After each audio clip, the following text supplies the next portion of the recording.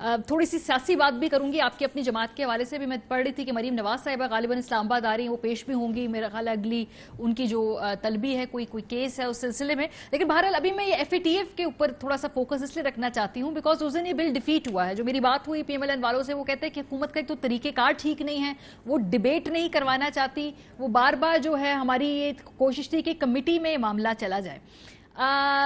लेकिन of course narrative ये बन रहा है कि आप लोग जो है इतने अहम कौमी इशू के ऊपर भी इस वक्त कुछ लो कुछ दो चाहते हैं क्या, कि आपको कुछ मिलेगा इन रिटर्न, कुछ रिलीफ मिलेगा तो फिर आप साथ देंगे हुकूमत का? बहुत शुक्रिया मारिया साहिबा। पहली बात तो ये है कि जो हमारा पास कॉन्डक्ट रहा है, और क्योंकि मैं इस्लामाबाद मौजूद था और लीगल कमेटी का मेंबर भी हूं जो तमाम बिल्स को एनालाइज कर रही थी, तो आपकी इतला के लिए अर्ज है कि UN सिक्योरिटी काउंसिल एक्ट की अमेंडमेंट, एंटी टेररिज्म एक्ट की अमेंडमेंट, म्यूचुअल लीगल असिस्टेंस का पूरा बिल, कंपनीज एक्ट की अमेंडमेंट और लिमिटेड लाइबिलिटीज पार्टनरशिप एक्ट की अमेंडमेंट, ये 5 बिल कंसेंसस के साथ अमेंडमेंट डाल के लीगली एनालाइज करके उसके बाद ये पास हुए। हालांकि उसमें बड़ा सुकम था, उसकी ड्राफ्टिंग बहुत पुअर थी। देखिए, जब आप बिल ड्राफ्ट करते हैं वो आपने तमाम तर चीजों को मद्देनजर रखते हुए करना होता है, तो ये बड़ा खुशउस्लूबी से मामला हो गया। हमने ड्राफ्टिंग में भी जहां एरर्स थे, अंग्रेजी के एरर्स थे, वो पॉइंट आउट किए,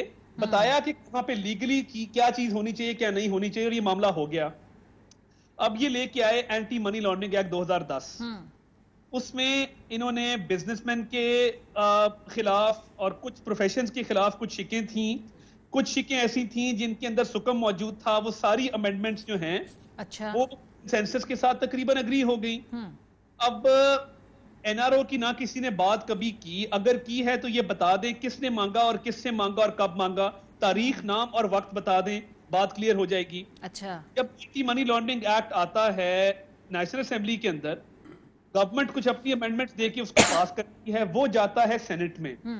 तरीकेकार ये है कि जब कोई भी बिल आएगा, और ये कन्वेंशन है पार्लियामेंट्री, कि वो स्टैंडिंग कमेटी को जाएगा, वहां उस पे एक बहस होती है, कंसर्न स्टेक होल्डर्स को बुलाया जाता है और तमाम तर चीजें उसको करके रिव्यू फिर वो हाउस में लेके आ जाता है।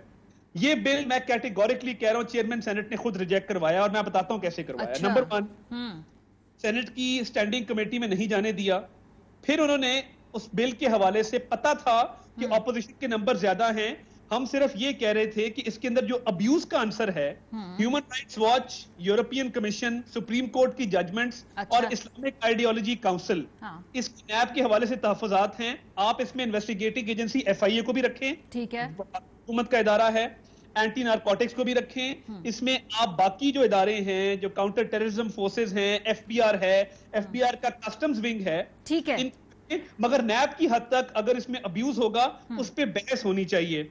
चेयरमैन सेनेट ने इसको ले किया, और अगर वो फुटेज मौजूद है, तेजी के साथ वो कहते गए the nose have it and the bill is consequently rejected। जी आपको पता था ये रिजेक्ट होना है, आप इस कमेटी में क्यों ना लेके गए, आपने हाउस में कंसेंसस करने की कोशिश क्यों ना की, तो ये बदनीयती जाहिर होती है। ये बदनीयती के अलावा मुझे ये थोड़ी इस बहस को आगे लेकर जाना है, बिकॉज तरीकेकार जो है ना वासी साहब, वो बिल्कुल क्लियर होना चाहिए। ये बात जो पिछले कवानीन के ऊपर